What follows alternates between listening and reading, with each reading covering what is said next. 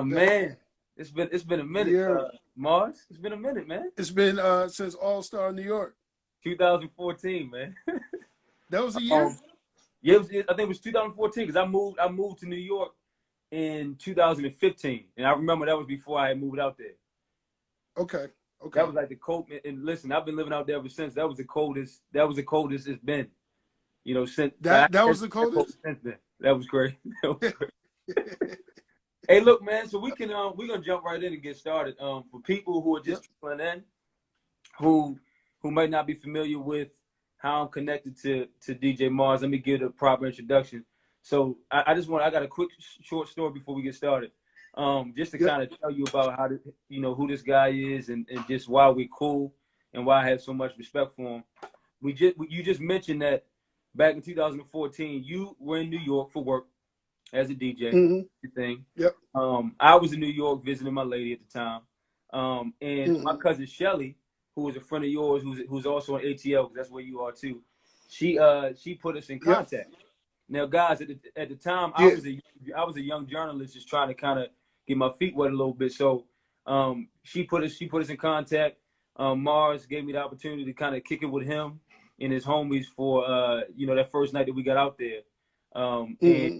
just to kind of tell you about the kind of guy that he is, we were at a party. It was a starter had a party, Yeah.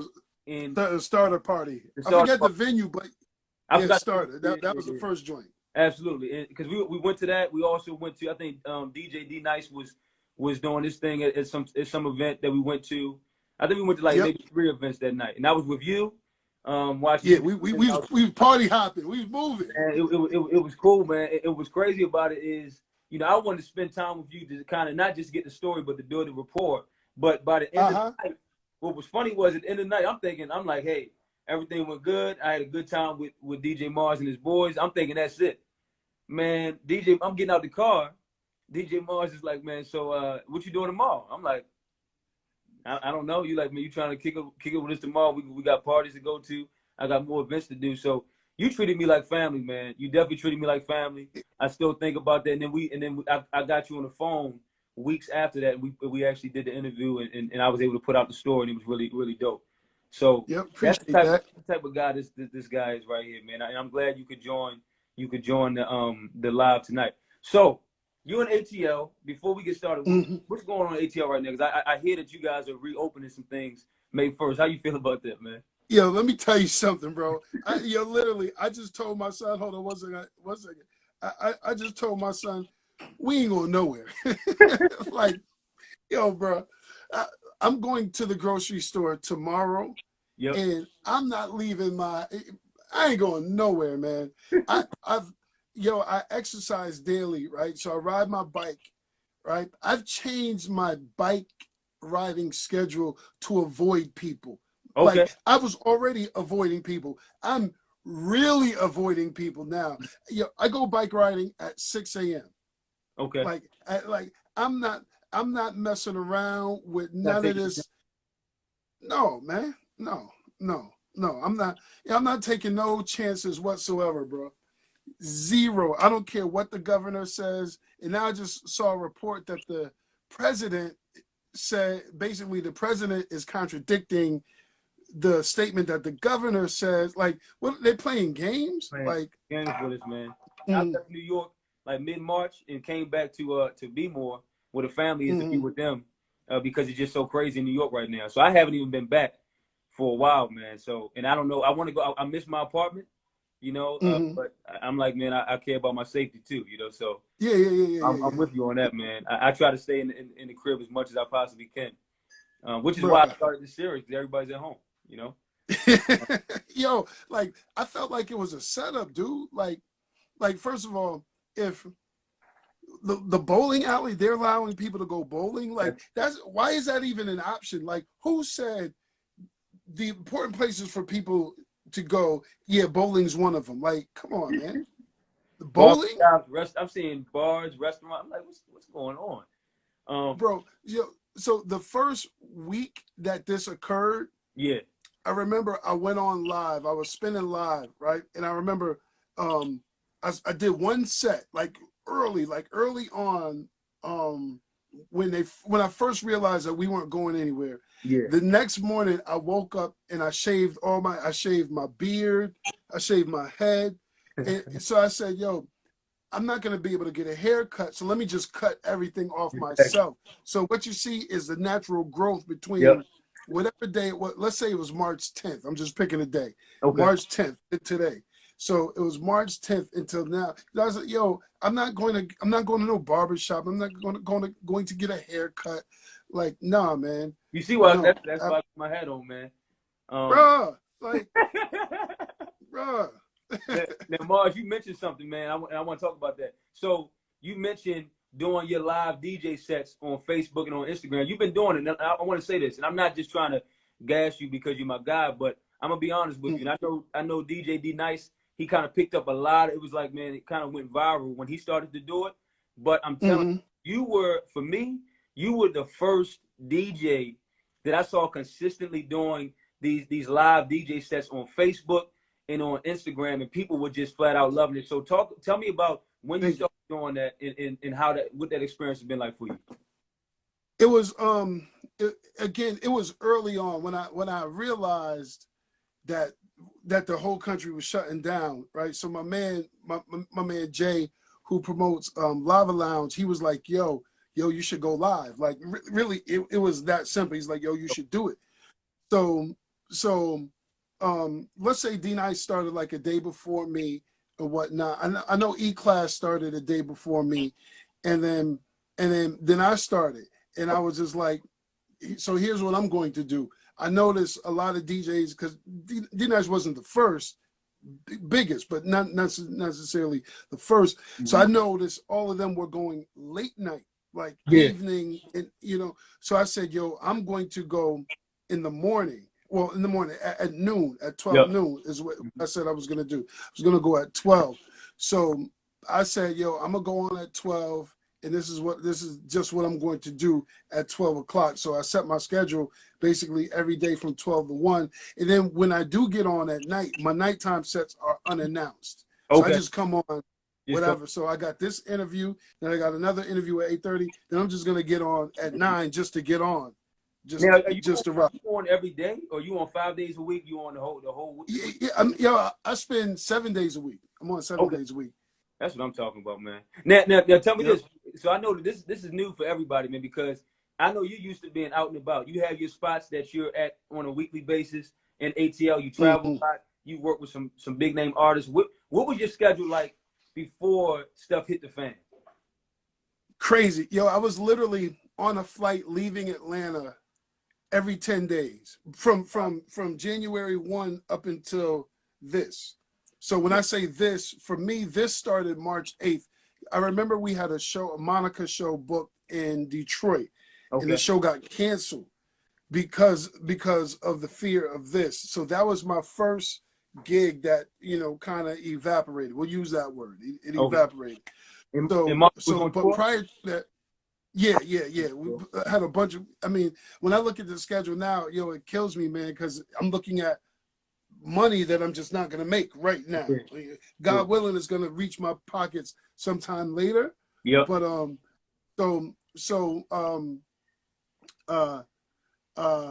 my schedule was crazy. I did a full-on tour with Tiffany Haddish. The last date that we did was at National Harbor in DC.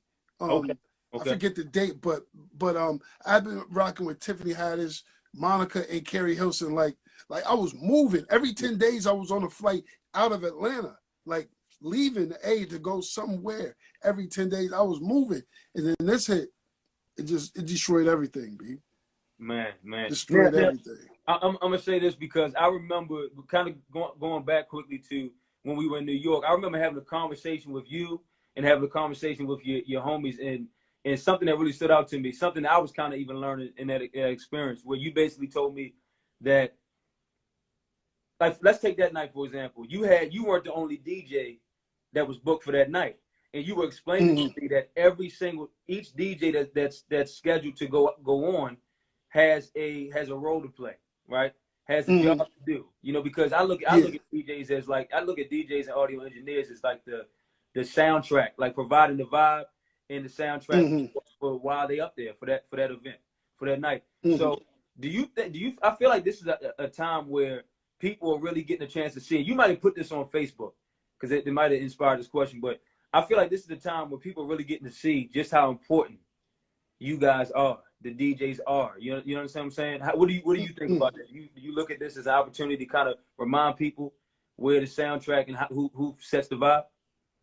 Yeah, I like to think that the people who pay attention to me, or not just me as in Mars, but DJs in my space, I like to think that they kind of already know the importance of a DJ, because, all right, for lack of a better term, like I feel like I am a music-based DJ. Like I'm going to, when you come to my parties, I'm gonna dig in the crates with you, right? So I feel like the Yep. person who listens to Mars is they already know what time it is. Like that is not something that they need to be convinced about later on and Mm-hmm. whatnot.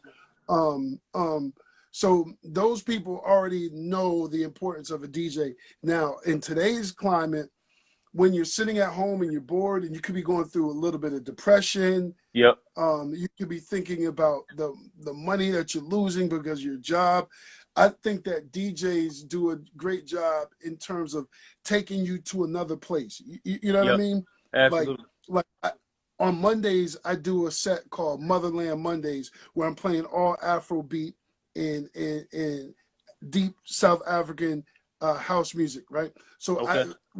part of why I do that is to convince people in their minds that they should go somewhere else, right? So I'm Absolutely. playing a house set, a deep South African house set, to put you in the mindset as if you were in South Africa. You know what I mean? So you could Providing just escape. feel something. Yeah, it's escapism. You know what I mean? Like, so Absolutely. I feel like that's what I try and do. So you're not physically, you're in your house. Yeah, we get that. But mentally, I could say close your eyes and we're on a beach in South Africa. And Absolutely. for 60 minutes, that's where we could go. Absolutely. Now, with to kind of piggyback off of that, we're also seeing right now with a lot of these IG live battles, right? And Crazy. we just saw Teddy Riley and Babyface break the internet twice. Even though I know the first one led to a lot of memes, but they still more people tuned in the second time, right? Did you tune in? Yeah, of course. What did you I think tuned about in the both battle? times. What did you think about the Yo, battle? man. Yo, I said to myself, this is an example of how great Black culture is to America, right? So look at it like this. Look at it like this, right? So essentially, right now we're all on the plantation. I don't care if you're white, black, Hispanic, Asian, whatever, right? But the voice of the slave is the Black voice, and that's the voice that's keeping us happy, right? And I'm not saying we're slaves, but I'm saying we're all trapped in the house right now, Yep. right? But the voice that's keeping us happy is the Black voice, and it's Black R&B, it's soul music. Like, do you know how incredible that is? Like, so there was, when the RZA and Premier battle, there was 800,000 people who watched that event.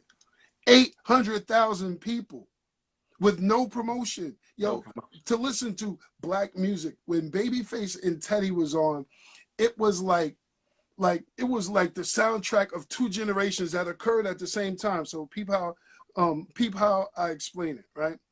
So Teddy and Babyface's records came out at roughly the same time chronologically, right? Mm-hmm. But Babyface was making records for our parents while Teddy was making records for me and you at the same time. Like, so how incredibly powerful is that? You know what I'm saying? Absolutely. Incredibly powerful. Like, so when at first I was on some, let me pick a side, let me pick a side. But then I said, as it was going on, I was like, man, just listen to what these dudes are saying. Like, they're playing the Yeah. soundtrack of our, like, it was crazy to me. It was crazy, bro. No, I like the way you broke that down, Mars, for sure. I love the way you broke that down, and I feel like like for me, because you know I'm 29, man, so I'm you know I'm young in the game, and I'm gonna be honest with you. There's certain artists like you know, there's certain people like Babyface or Teddy Riley that there's certain things that I didn't know about their artistry and just their catalog. So for me, I look at some of these battles as an opportunity to really learn about.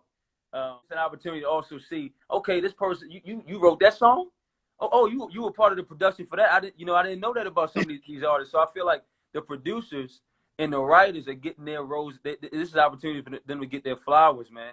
You know, because the artists are usually the ones that's in the forefront. You know. Yeah. I mean, you know, I didn't know that that Babyface had anything to do with Tevin Campbell. Can We Talk? When I play that record, that's one of the bigger records of the night. Like all the ladies, everybody knows every word to that song. But I had no idea that he wrote it or whatever. So when he played it, I was like, damn, like I really just sat back like, yo, this dude is a beast. Like, he is a Absolutely, man. problem, bro. He is a Absolutely. problem. No, I mean, like you said, the culture, man, is just we blessed, man. Yeah, like, so again, instead of being on some picky, yo, I'm going for him, I just sat back and was like, yo, we are watching primetime players in their prime display their talents for free. Like when Babyface pulled out that guitar, started singing the song he wrote for Eric Clapton, that's a $200 ticket in an arena somewhere. That's true. That's true. Like, that's true. I mean, it's a $200 ticket somewhere else. Absolutely. And what's beautiful about it, man, is IG is right now people care about simple. So you even saw like with the first battle, and I appreciate what Teddy was trying to do, but I think that it just kind of it reminded us that right now we just care about hearing the music and hearing the catalog.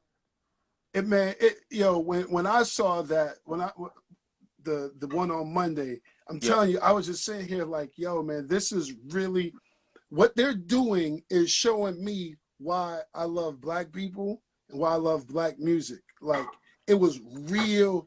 I mean, they didn't even go all the way in their bag. Like Babyface still had records he could have played, but he could have played 7 whole days. Or maybe he did that. He could have played the Mary J. Blige "Not Gonna Cry" from the Wait Until Exhale soundtrack.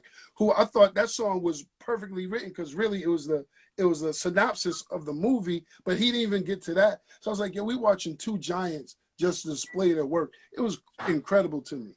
Absolutely, incredible. Man. I got another question for you, man. Now I know that before this happened, like you said, you were on the road constantly. You were constantly at different venues. Do you think because of how well the response has been for you, like with your live sets on Facebook and IG, do you think that this is something that you're going to try to make a little bit more permanent? I'm sure not every single day during the week, but even when things return kind of back to normal, do you think so? Yeah, I definitely see the value in this. For a couple of reasons, luckily enough, like, there's followers, people that pay attention to me that live all over the globe. I'm blessed to have that, right? Absolutely. I didn't realize how important it was for me to be able to speak to them electronically. Like, I see the value in that now. I see it. So, like, to abandon that, I would be playing myself. Now I knew what it was before, but I wasn't practicing it. But right now, I'm going to practice it. Absolutely. I don't have a choice. Now, just for some of the people who might not, like for some of my people who are tuning in tonight, who might not be that familiar with just all of your great work, man. Who are some of the biggest artists that you have had the opportunity to work with over the years, and also what are some of the places that you've been able to travel to that you really enjoy? I've toured with Usher, Monica, Khalees, Carrie Hilson, Neo, Keisha Cole, Sierra, K. Michelle, and whatnot. I basically do a lot of the R&B artists in Atlanta. Those are like my clients. Absolutely. And whatnot. Man, I've DJ'd in 63 different countries over the course of my career, like 63. So That's a That's lot, a bro. that's a lot of places. Look, when things pick back up, I know you're hitting right back out on the road, man. I mean, I'm sure you would like to. What are some of the Yeah, things that you have on the horizon that you would have on the horizon when you go back? well, it's kind of hard to say because part of what's going on is they're saying they're not going to allow concerts to occur until Mm. 2021, and Ooh. and thank you, Nikki. They, that's a long time. Yeah. Like that's scary.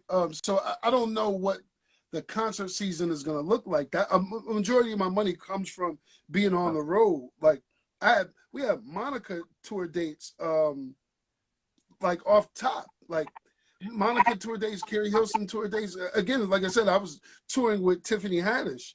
Yep. Like the last tour date we did was around your way in National Harbor in DC. So I don't think concerts are gonna jump right back out there. Right, I don't think so, man. It's kind of sad to say because that's where I make my money. Concerts in parties. I don't know if those doors are gonna open that quickly, bro. Yeah, I don't know. I definitely hear you, man. And the tough thing is a lot of people are dealing with some of the same stuff. Some people are still able to kind of keep the income trickling in. I mean, I know that's the thing. There's comedians, man, who rely on being Yeah. able to actually be in front of people. I saw Mm-hmm. something interesting. One comedian was saying that he got offered, it might have been Aries Spears, got offered some money to go and perform basically by like satellite. And he said, man, the great thing about comedy is being able to be right there with the people. And I'm sure the same thing is for DJs, man. You want to be with the people as much as you can. Because I'm one of those DJs. I feed off the crowd. Like I play a record, and then my next record is based on how you reacted to that record. You know what I mean? So Exactly. doing it in my house, I have to trick myself. You remember when I said that I have to make the person feel like we're going somewhere? Yep. I have to do the same thing. I have to have in my mind, I have to say there's 1,000 people in front of me. Mm. Even though I'm in my bedroom. I mean, well, this is a bedroom I converted to a closet, but Okay. like I have to put myself there. You know what I mean? Absolutely. Or else imagine if you turn on to a live set and then you're bored. You're gonna feel like, yo, man, what am I doing? Like, why am I paying attention to him? He's not excited. So I have to Exactly. excite myself to excite you guys. You know what I mean? Absolutely. Now, Mars, I know you got to get out of here. I know you got another one at 8:30, but I want to leave the people with this. So, Mm. I want you to break something down for the people, right? So Yep. those who aren't familiar with just the what it's like to go out there and DJ on a nightly basis. Let's take it back to when you were explaining to me how, let's say you got 5 DJs there for the night, and you have a Mm-hmm. DJ that's gonna open up. You got about 3 or 4 that's gonna be there, about a few of them that's gonna be there in the throughout the middle of the party, and then you have the DJ that's gonna close things out, right? I've seen you, like in New York, I've seen you do like all 3, where you were the Mm-hmm. opener, the closer, and the guy at the peak of the party, man. So just kind of break that down for the people, what that's like. Well, you gotta you gotta look at it like this from you have to visualize the party in its totality, right? And then say what I do is I say to myself, all right, if I was DJing this party by myself, nobody else, what would I be playing right now? Right? Some DJs walk into a party and they want to play everything, but the night doesn't call for that. Certain records don't call to be played at the top of the night. Like, Mm-hmm. so I say to myself, okay, let's say doors open at 10 and I'm playing from 10 to 11. I say to myself, if I was doing this whole party right now, I would play opening music because that's what the party calls for at that particular moment. I'm not going to run through records just because I'm on some DJ Marshall. Like I'm not going to do that. Mm-hmm. So I look at the party in its totality, Yep. and I play based on that versus trying to play like, yo, I'm gonna kill it. I'm gonna show them who I am. Yo, you first of all, no one's gonna book you again after that. Like I'm too seasoned to even think like that anymore. So I try and play. I play based on how I feel the whole night should go if I was spinning by myself, and I try and be fair to the DJ after me, because if I'm running through records and whatnot, like the party people are going to suffer too, because they're not going to get the record when they're supposed to get it. Some records don't need to be heard until you're drunk. Right. like it's the truth. So if I'm running these records and you ain't drunk, like, there ain't enough women in the club, but I'm running through a whole Mary set. Like, what are we doing? Like, Right. nah. And then when you closing out, you're trying to get people off the dance floor. So that's a whole nother. Yeah, or yeah, you're trying to, there's just certain things you're trying to do at certain times of the night, so it makes sense to do them when you're supposed to be doing them. You know what I mean? Absolutely, man. Mars, I appreciate you, man. As we close out, Yep. Not in terms of like really a battle, because I know we were just talking about how you don't really want to go with each side. You just want to really kind of appreciate the different artists and the catalogs. If you had an opportunity to get on live with another DJ, who would you hop on live with, man? I would love to play in front of that's ill. I would pick someone who traditionally doesn't have a hip hop. Well, my audience. Let me say that. Let me say. Okay. Like somebody like Rich Medina. I love Rich Medina's audience. Like, and I think I could play in front of them. They would understand it, and they would appreciate me. He has a very the intelligence level, music intelligence level of his audience is through the roof. Most people put me in a hip hop category, like all he plays is hip hop. I can do that with my eyes closed, but I can also play soca. I also play Afrobeat. I could play deep South African house music. I could play soul. I could play that. So I would want to play in front of those audiences, because I normally don't play in front of that, but I could. So I love Rich Medina's audience. I would love to. He could have my followers. I'll take his for a day. I'll do that heartbeat. Mars, man, you're like a brother, man. I appreciate you. I know we haven't been on here in a minute, but you can always hop on the platform whenever. If for the people that's just trickling in, if they want to check out your live DJ sets the rest of this week, tell them how they can do that, my man. Just follow me at DJ Mars 404 on Instagram. I'm on every day at 12 noon. Simple. It's just is that simple. I call my sets the International Flight Club, because musically I try to take you all over the place. So International Flight Club every day at 12 noon. DJ Mars 404. Man, appreciate you. I'll never forget being able to do that story with you in 2014, man. I appreciate you. Yeah, it's all good, brother. We'll be talking. Now we back again. A few years later, we back right at it. Oh, it's gonna be more. I still got to get out there to Atlanta to be able to do something with you, man. So it's another world down here now, man. Well, man, I appreciate you. We'll talk offline, man. Good luck with your next interview. Okay, dog. All right, man. Peace. All right. All right, man. Peace. Peace.